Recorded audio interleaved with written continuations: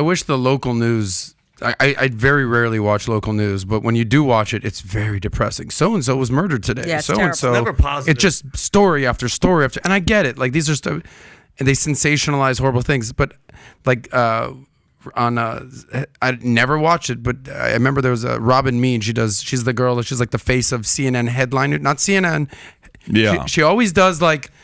The morning sunshine, like the good story of the day, like heartwarming stories. Mm-hmm. Need more of those. Yeah. We need more Mr. It's happening. Whitman stories. It just needs to be highlighted. Exactly. The thing is, this stuff is happening. It's just not a moneymaker. Exactly. It's not a headline grabber. Right. It's not going to make people mad and fired up. And then, sometimes it's not about being mad and fight. It's about being grateful. You know what the challenge is? I think here's what the challenge is.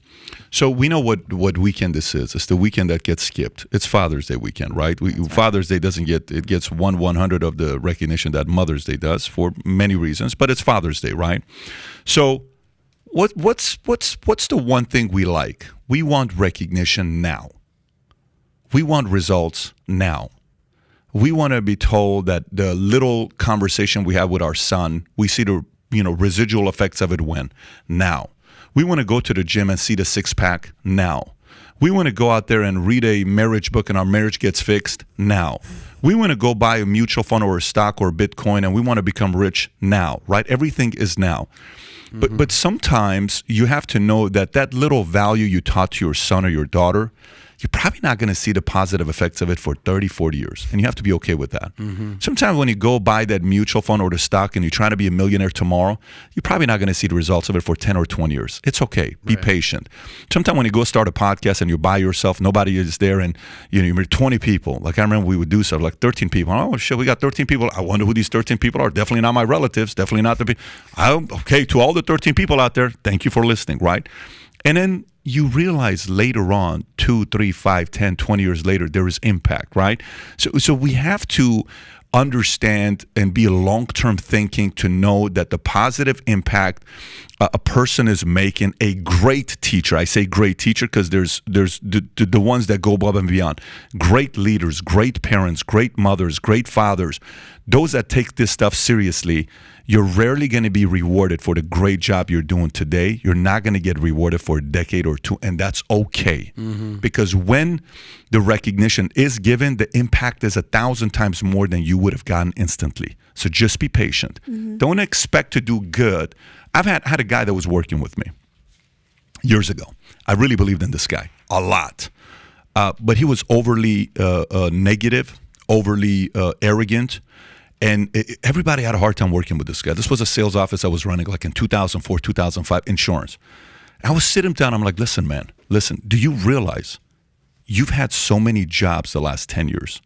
And you sit in front of me, and when it's just you and I, all you talk about is how all your bosses were bad, okay? You have to understand, maybe one boss I'll buy. Maybe two boss I'll buy. But if you tell me 8 bosses were bad, I have a problem with that. And you have to be aware of this, that it's not the world. You're extremely capable. You're extremely talented. You have a heart inside. Somebody in your family ruined you a little bit, what words they said, or they made your life easier. Your mommy babied you, and you're just a little pansy now a little bit. Someone needs to tell you. But if you can depansify yourself and toughen up a little bit, I think one day you can truly make a massive impact in your life. This is a late night conversation that we had. He'll remember this. So what happens 6 months later? He leaves, okay? And now I'm the enemy. I'm the new boss that he had. Ninth guy. So he's trashing me behind closed doors and this and da-da-da-da. I'm like, dude, I'm so patient. I said, dude, I'm going to get that phone call. What happens 5 years later? I get that phone call. He's the president of a bank. 100 employees report to him and work with him. He's making killer money. He calls me. He says, you have no idea how hard it is to make this call and how much I've been looking forward to making this call. I said, tell me why. I said, do you know what? I said, of course I know who you are. I've spent a lot of time. We ran a lot of appointments together. He says, do you know what I'm doing right now? I said, I have no clue. He says, I'm officially the president of such and such bank. He sends me the details. I don't want to disclose it. He's making multi-six figures. He's killing it. Got a wife, got kids. He says, Pat, no one in my life talked to me the way you talked to me that day. My own family wouldn't challenge me the way you challenged me. But I've been reliving that conversation the last 5 years, And I finally realized it is on me. It was my fault. It wasn't my boss's fault.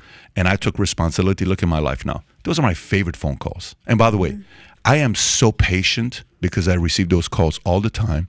Maybe not in a year, maybe not 2, maybe not 3, maybe not 5, maybe not 10, but you're going to get that calls. Because eventually we realize the only way you can change your life is what? Through you. The only way things change is through taking personal responsibility. That's the only way things change. So, to those that sometimes we are so conditioned, social media, the point you made, we want the likes now. We want the shares now. We want the views now.